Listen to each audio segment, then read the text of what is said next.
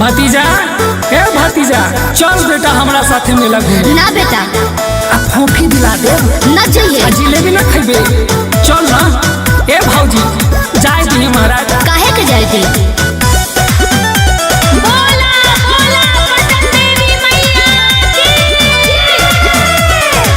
चाचा के कहला में पढ़ेला बबुआ मेला में भीड़ होला भारी। तोरा के ले आइबू फोफी बाजा किने जिलेबी गाड़ी। ए बेटा मान जा। ए चाचा के कहला में पढ़ेला बबुआ मेला में भीड़ होला भारी। तोरा के ले आइबू फोफी रे बाजा किने जिलेबी मिठाई। जोनी रोबो खाल केरा छिलल बाकिना। मुँह सुखाई काहे नन्हका खिलल बाकिना।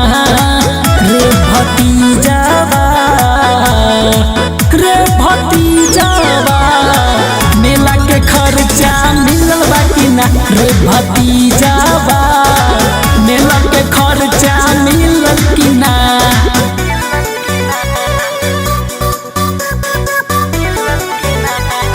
Music by Arya Sharma.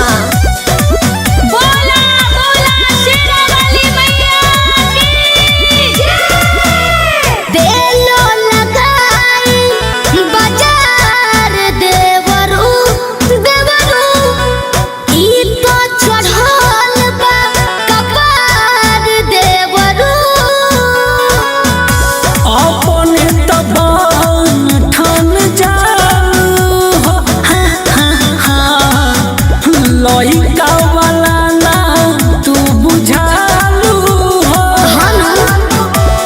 सासू के भरोसा सुनिए हके ढीलल बाकिना। मुँह सुखाइल काहे नन्हका खिलल बाकिना। रे भतीजावा बोला रे भतीजावा मेला के खर्चा मिलल बाकिना। रे भतीजावा मेला के खर्चा मिलल कि ना रे।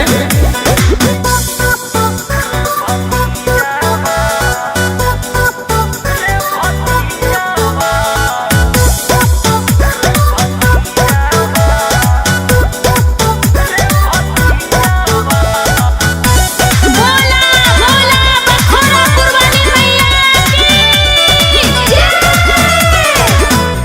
भारी बटंग आकवार देवरू देवरू। घामा से फाटी कपार देवरू। एम के सिंह सब बात जाने ले हाँ। एही से भतीजवा के मानिले। अच्छा आलम दिल साद दिल हो राउर पघिलल बाकिना। मुँह सुखाइल काहे नन्हका खिलल बाकिना। रे भतीजवा चल गे चल ना। मेला के खर्चा मिलल बाकिना। रे भतीजवा मेला के खर्चा मिलल कि ना।